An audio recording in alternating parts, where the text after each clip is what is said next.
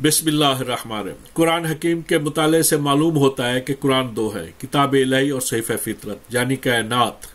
हर दौर को अल्लाह ने आयत कहा है। कुरान हकीम के मुतालिक तो ज़हर है कि सूरह यूसुफ में कई इरशाद बारी ताला है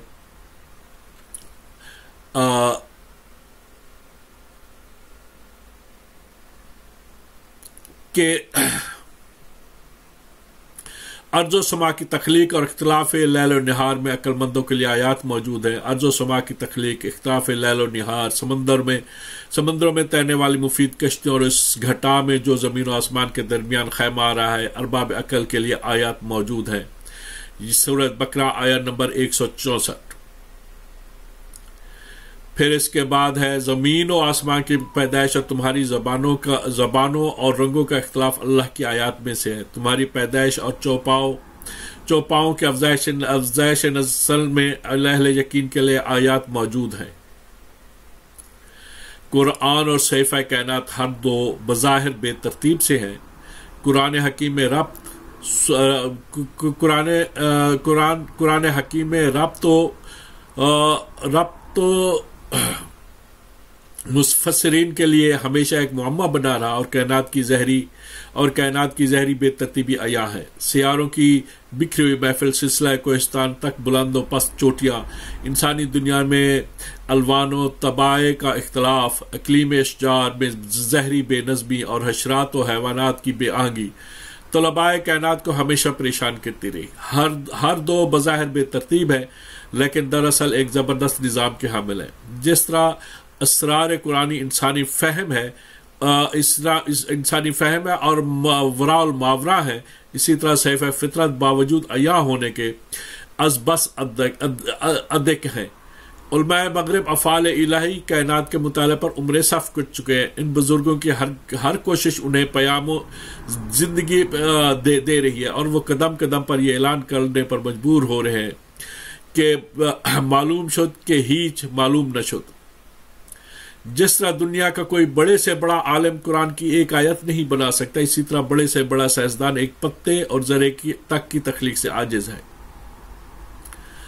जिस तरह कौल खुदा यानी कुरान का मुताला फर्ज है, इसी तरह अमल खुदा यानी कायनात का मुताला भी अज़बस लाज़मी है। ए रसूल, दुनिया इंसानी को हुक्म दे कि वो ज़मीन में चल फिर कर देखे कि खुदा ने किस तरह अफरीनिश की इब्तदा की। जिस तरह कुरान से आराज बायस हलाकत है, इन लोगों ने कलाम इलाही से मुंह फेर लिया और इसी तरह सहीफ़ा कायनात से एराज भी अज़ाब इलाही का बायस बनता है। यानी अर्ज़ो समा में कितनी ऐसी आयात हैं जिनसे ये लोग मुंह फेर कर गुजर जाते हैं। एक मुकाम पर सहीफ़ा कायनात के मुताले से अराज की सजा कौमी मौत तजवीज़ की गई है। सूरह आराफ आयत नंबर 185। क्या ये लोग आसमान और ज़मीन वगैरह की तख्लीक पर गौर नहीं करते? मालूम होता है कि उनकी मौत करीब आ गई है। मुताला कायनात की अहमियत का अंदाज़ा सिर्फ एक बात से लगाया जा सकता है कि कुरान में वुज़ू, नमाज, सौम, ज़कात, हज, तलाक और कर्ज वगैरह पर 150 आयात है। मुताला कायनात की अहमियत का अंदाज़ा सिर्फ इस एक बात से लगाया जा सकता है कि कुरान में वुज़ू, नमाज, सौम, ज़कात, हज, तलाक और कर्ज वगैरह पर 150 आयात है और मुताला कायनात के मुतालिक 756। कुरान हकीम हर ज़माने और हर कौम के लिए आखिरी पयाम इलाही है। अगर आज ये किताब हमें मुआविन अर्जिया, दफ़ाइन जबाल और ख़ज़ाने बहार से मुस्तफ़ीज़ होने का दर्स नहीं देती और तरक्की याफ्ता अक़वाम का हमरविश नहीं बनाती, तो ये किताब खाकम बदहन सराहतन नाक़िस नामुकम्मल है और इसका दावा नौज़ुबिल्लाह बेबुनियाद है कि अकमलतु लकुम दीनुकुम। आज अहले मगरब लोहे, तांबे, बारूद और दीगर खजाने अर्ज़ से फ़ायदा उठाकर फलक के इल्म और हुनर पर आफताब बने हुए हैं। ہواؤں میں اڑ رہے ہیں، دریاؤں میں تیر رہے ہیں، زمین کی بعید ترین اطراف کی خبریں لمحوں میں سن رہے ہیں، عمل تبخیر سے ریلیں دوڑا رہے ہیں، آنے والے حوادث سے سماویہ یعنی بعد و بارہ کے خبریں دے رہے ہیں۔ یہ کیوں؟ اس لیے کہ صحیفہ کائنات کے مطالعے کے بعد اس کے قوانین و آیات کو اپنی بہتری کے لیے استعمال کر رہے ہیں۔ سورہ فاطر آیت نمبر 27 اور 28۔ غور کرو کہ پہاڑوں میں سفید، سرخ اور سیاہ رنگ پتھروں کی تہیں موجود ہیں، نیز انسانوں، چوپاؤں اور مویشیوں کے مختلف رنگوں کا مطالعہ کرو اور یاد رکھو اللہ سے اس کے بندوں میں سے صرف عالم ہی ڈرتے ہیں۔ اس آیت سے صاف صاف معلوم ہوتا ہے کہ اصلی علم صحیفہ کائنات کے مطالعے سے حاصل ہوتا ہے، اور یہ کہ خوف یا خشیت اللہ صرف علماء کائنات کا ہی ایک حصہ ہو سکتا ہے۔ جس طرح شیکسپیئر، روسو، لقمان، سعدی، ابو علی سینا اور اقبال کی صحیح عظمت کو سمجھنے کے لیے ان کے اعمال یعنی تصانیف کا مطالعہ ضروری ہے، اسی طرح اللہ کی صحیح عظمت، تو رفعت، کمال تخلیق، جمال تکوین، نظام ربوبیت اور حیرت انگیز نسق کائنات کو سمجھنے کے لیے صحیفہ فطرت میں غور و تدبر کرنا پڑے گا۔ اگر کسی مصنف کی تعریف اس کی تصنیف پڑھے بغیر ہو سکتے تو اللہ کے حمد و ثنا بھی اس کے حیرت انگیز اعمال پر تدبر کیے بغیر ممکن نہیں ہے۔ ایک بھوکا روٹی ملنے پر پیاسا پانی حاصل کرنے کے بعد اور جاہل دولت علم سے بہرہور ہو کر شکریہ ادا کرتا ہے۔ حضرت ابراہیم علیہ السلام اولاد ملنے پر یوں شکر الہی ادا کرتے ہیں۔ سورہ ابراہیم آیت نمبر 39۔ اس اللہ کا شکر ہے جس نے بڑھاپے میں مجھے 2 بیٹے اسماعیل اور اسحاق عطا فرمائے۔ حضرت یوسف علیہ السلام زندان سے رہا ہو کر فرماتے ہیں اللہ نے جیل خانے سے نکال کر مجھ پر کتنا بڑا احسان کیا ہے۔ سورہ یوسف آیت نمبر 100۔ اللہ کا شکر ہے کہ ایک عرب شاعر کہتا ہے کہ اللہ کا شکر ہے کہ اس نے موت سے پہلے مجھے لباس اسلام سے مزین کیا، لیکن مسلمانوں کو محض ذاتی فائدے کے لیے نہیں بلکہ اللہ کے رب العالمین ہونے پر شکریہ ادا کرنے کی ہدایت کی گئی ہے۔ الحمدللہ رب العالمین۔ غور فرمائیے کہ مطالعہ کائنات کی طرف دعوت دینے کے علاوہ کس وسیع ہمدردی کا پیام دیا گیا ہے۔ اللہ کو صرف حقیقی حمد و ثنا پسند آتی ہے، اس لیے آج بعض ایسی اقوام معزز کر دی گئی ہیں جو خدا کی صحیح معنوں میں شاکر ہیں، اور ہمیں ریاکاری اور زبانی حمد و ثنا کی سزا ذلت اور غلامی کی صورت میں دی گئی۔ حالانکہ زہری ساجدوں اور مصلیوں سے ہماری مساجد معمور ہے، لیکن سورہ سبا آیت نمبر 13 میرے حقیقی شکر گزار بندوں کی تعداد بہت کم ہے۔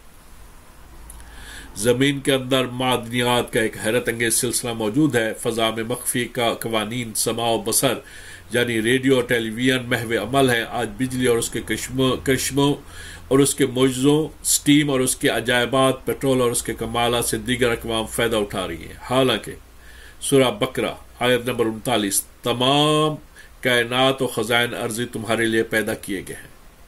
قدرت کی طرف سے ہمیں آنکھیں، کان اور دل و دماغ عطا ہوئے ہیں، لیکن ہم نے ان اعضاء کا صحیح استعمال نہ کیا اور آج اس جرم کی سزا بھگت رہے ہیں۔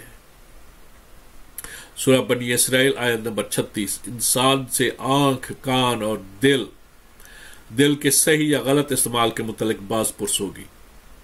اسلام میں تفکر و تدبر کو بہترین عمل قرار دیا گیا ہے۔ حدیث میں وارد ہے صحیفہ کائنات میں گھڑی بھر فکر سال بھر کی عبادت سے بہتر ہے۔ 100 بیدار ہونے کے بعد حضرت صلی اللہ علیہ وسلم نے فرمایا آج رات مجھ پر ایک آیت اتری ہے، ہلاکت اس پر جو اسے پڑھے اور غور نہ کرے، اس پر اور دوبارہ سہ بارہ ہلاکت ہو۔ پھر یہ آیت پڑھی، سورہ بقرہ آیت نمبر 126۔ زمین و آسمان کی تخلیق، رات دن کے اختلاف، سطح سمندر پر تیرنے والے مفید جہازوں اور مردہ زمین کی نس نس میں زندگی بھرنے والی بارشوں، پھر پھر کر چلنے والے ہواؤں اور ان بادلوں میں جو زمین و آسمان کے درمیان خیمہ آ رہا ہے، اہل دانش کے لیے کچھ اسباق موجود ہیں۔ قرآن حکیم مومنین کو بلندی اور رفعت کی بشارت دینے آیا تھا۔ اگر تم ایماندار رہے تو دنیا میں سر بلند رہو گے۔ سورہ آل عمران آیت نمبر 139۔ آج دنیا میں وہی قوم بلندیوں، آزادیوں اور عزت حاصل کر سکتی ہے جو صحیح معنوں میں فیض رساں اور خادم خلق ہو، جو جو مخازن و معاون کا استعمال کر کے رفاع عامہ کے لیے گاڑیاں چلائے، دریاؤں پر پل باندھے، نہروں اور سڑکوں کا جال بچھائے، سمندر کی طغیانہ مسخر کر کے انہیں تجارت کے قابل بنائے، جس کی تلاش و جستجو سے ایک عالم فائدہ اٹھائے، جو آبشاروں سے بجلی پیدا کر کے دنیا کو روشنی اور طاقت عطا کرے، جو کوئلے اور پیٹرول کا صحیح استعمال جانتے اور جس کے فولادی اسلحہ اعداء انسانیت کے لیے تباہی و ہلاکت کا پیام ہو۔ سورت حدید آیت نمبر 35۔ ہم نے فولاد پیدا کیا جو ایک پرہیبت اور نہایت مفید دھات ہے۔ قرآن حکیم میں ہمیں امر بالمعروف کا لقب دیا گیا ہے۔ معروف یہ بھی ہے کہ ہم کائنات کے اصلاح خانہ سے قوت و ہیبت کا وہ سامان پیدا کرے کہ شیطان کا چراغ ہمیشہ کے لیے گل ہو جائے۔ سورہ انفال آیت نمبر 60۔ تم وہ سامان قوت پیدا کرو اور تھانوں پر تمہارے گھوڑوں اس ٹھاٹ سے بندے ہوں کہ تمہارے دشمن اللہ کے دشمن غش کھا جائے۔ تامرون بالمعروف میں تامرون کا لفظ صاف صاف اعلان ہے اس حقیقت کا کہ خیر الامم وہ ہے جو دنیا میں معروف یعنی نیکی، عدل، مساوات اور صلح و آشتی کا حکم دے سکے۔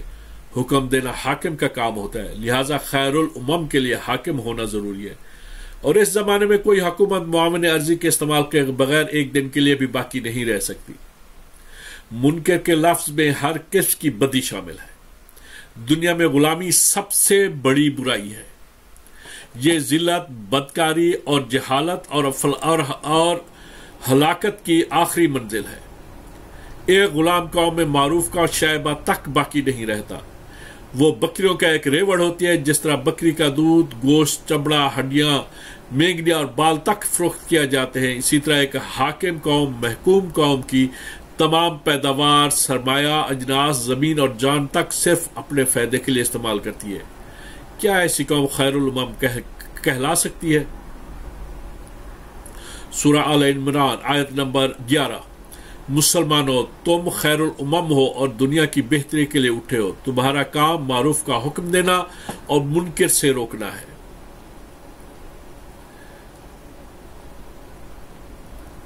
خیر الامم بننے کے لیے تمام دنیا کی بہبودی پر توجہ کرنا پڑے گا، اور یہ صرف اسی صورت میں ممکن ہے کہ ہمارے پاس نفع رسانی کے تمام اسباب موجود ہوں۔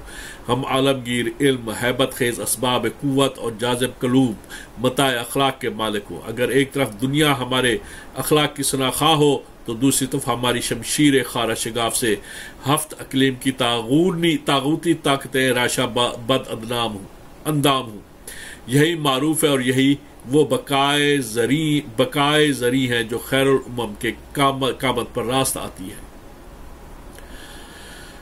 آپ کی سماعتوں کا شکریہ۔ انشاءاللہ پھر اگلے کل انشاءاللہ یا آئندہ آپ سے پھر اب اسی کو ہی کنٹینیو کریں گے، اور اس کے آخر میں میں یہی کہنا چاہوں گا کہ جیسا کہ پہلا جو آیت کریمہ میں نے پڑھی تھی، لیس الانسان الا ما سعی، آپ کو وہی کچھ ملے گا جس کی آپ کوشش کریں گے، اور باقی آگے آپ نے ملاحظہ فرمایا ہوگا، سماعت کیا ہوگا کہ آخر اگر علم نہیں ہے آپ کے پاس، محکوم ہے آپ، تو کیا کیا جو ہے نا کن خباستوں سے ہمیں واسطہ پڑتا ہے۔ تو خدا را بحیثیت مسلمان اور خاص طور پہ مسلمان اور پاکستانی ہونے کے آپ سے گزارش ہے کہ اپنے آپ کو سدھاریے۔ بہت ساری چیزیں ایسی ہیں جن کا فی الحال ابھی میں وہ نہیں کر رہا ہوں، لیکن انشاءاللہ آگے چل کے آپ پر یہاں ہو جائے گا کہ یہ مضمون کتنا افادیت وہ ہے کا حامل ہے، اور اللہ تعالیٰ آپ کو سلامت رکھے۔ آپ کی سماعتوں کا شکریہ۔ معذرت چاہتا ہوں کہ آپ کی سماع خراشی کی، تو اللہ تعالیٰ آپ کو سلامت رکھے۔ خدا حافظ، السلام علیکم۔